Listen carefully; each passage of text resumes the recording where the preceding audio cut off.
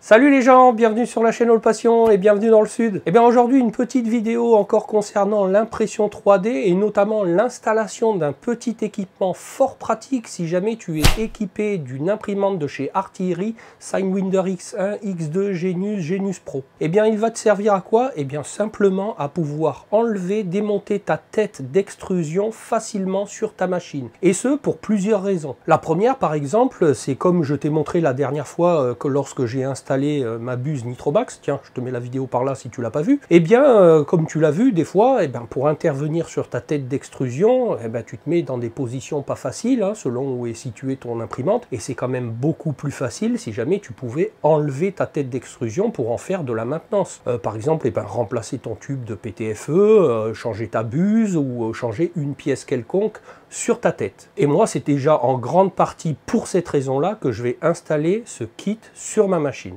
La deuxième raison, c'est que peut-être que tu possèdes déjà deux têtes d'impression, une équipée avec une buse par exemple de 0,4 comme moi, et puis peut-être que tu as une autre tête équipée avec une buse de 1 mm par exemple. Ou parce que tu possèdes deux machines différentes, il y en a une qui est en carafe, et puis au lieu de tout démonter au niveau de la tête, tu vas pouvoir échanger les têtes ou mettre déjà une tête prééquipée à la place de celle que tu as déjà en place, et ce très rapidement.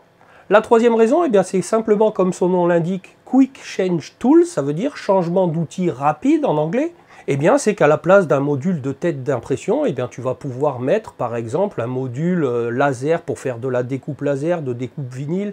Tout ça est en cours de développement. Moi, je ne pourrais pas te le présenter parce que je ne possède pas d'outils tels qu'un module laser ou un module de découpe vinyle ou de traceur, mais c'est en cours d'élaboration dans la boutique Hotens.fr. Alors je ne sais pas si c'est pas déjà disponible pour les X1 et les Genius, bon, tu contacteras la boutique Hotens.fr en tout cas pour cette partie-là et ils te renseigneront avec plaisir. Alors moi la principale raison pour laquelle je vais monter ce petit équipement, c'est uniquement par souci de maintenance parce que beaucoup plus pratique quand tu dois intervenir sur ta tête d'impression pour un dépannage, pour un remplacement de pièces quelconque, de l'avoir devant toi plutôt que d'intervenir sur la machine. Alors ce petit équipement m'a été fourni par la boutique Hotens.fr et pourquoi je te le présente? C'est parce que déjà même avant de le mettre, je suis convaincu du résultat puisque je le pratique déjà depuis de nombreuses années sur une autre machine. Mon UP-Box est déjà équipé d'origine d'un tel système et je vais te montrer ça en image. C'est la raison pour laquelle je voulais te le partager. Alors je te rappelle une nouvelle fois que tu peux bénéficier d'un code de réduction sur toute la boutique Hotens.fr dont je te parle.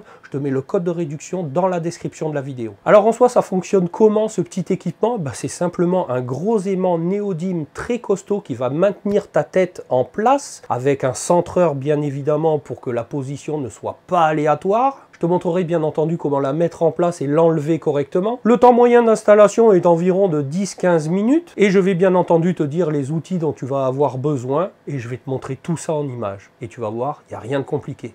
Allez, c'est parti. Alors, je te montre rapidement sur mon UP-Box le principe. Alors, regarde, j'enlève le cache de la nappe de raccordement de la tête que je déclipse. Et ensuite, bon, je dégage pas le filament parce que là, c'est uniquement pour te montrer. Et ensuite, je n'ai plus qu'à enlever la tête. Pourquoi? Parce qu'elle est simplement maintenue en bas et sur le côté, sur celle-ci, par des aimants néodyme. Et pour la remettre en place, simplement, je positionne ma tête et je mets ma nappe de raccordement. C'est aussi simple que ça. C'est également le même principe que je vais installer sur ma Signwinder X2, mais je te rappelle que tu peux installer ce système-là sur la X1, la X2, la Genius Pro. Alors de quoi est constitué ce kit? D'une partie fixe qui va être montée sur la machine à l'aide des 3 vis M3 6 mm fournis, et d'une platine que tu vas devoir monter sur chacun des outils que tu voudras mettre en place. En l'occurrence, moi, cette platine-là sera fixée sur ma tête d'extrusion à l'aide de la visserie fournie. La clé BTR de 2 est fournie également dans le kit. Alors bien entendu que si toi tu as plusieurs outils à devoir interchanger sur ta machine, il te faudra penser à commander différentes platines comme ceci pour chacun de tes outils.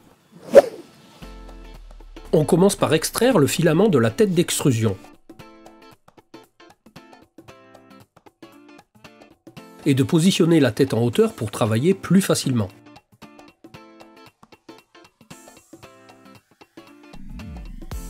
On force ensuite l'arrêt de la chauffe et on attend que celle-ci soit redescendue à température ambiante. On arrête ensuite complètement l'imprimante par le bouton On-Off situé à l'arrière de la machine. On commence par enlever le clips de maintien afin d'enlever la nappe. On dévisse ensuite les 2 vis du maintien du capot de protection. On dévisse ensuite les 3 vis qui maintiennent la tête sur la platine de fixation en commençant par celle du dessous, puis les 2 situées au-dessus. On peut à présent installer la platine de support aimantée à l'aide des 3 vis fournies. On presserre les 3 vis et on termine par un serrage complet. Et maintenant il suffit simplement de fixer, dans mon cas, la platine de support outil au dos de la tête d'extrusion. On commence par introduire les vis dans la platine et d'enfiler le tout sur la tête. On visse ensuite les écrous freins en effectuant un presserrage avec le doigt. On serre ensuite les 3 vis à l'aide de la clé BTR fournie et comme il s'agit d'écrous freins, il sera inutile de maintenir les écrous pendant le serrage. L'installation est terminée. Il suffit simplement de mettre le porte-outil en place. Attention, pour le retrait d'un porte-outil, on ne tire pas dessus. On utilise la petite clé BTR fournie qu'on introduit dans le trou supérieur du porte-outil jusqu'en butée. Et on fait ensuite simplement levier vers l'avant pour le désengager. Ça vient tout seul sans forcer.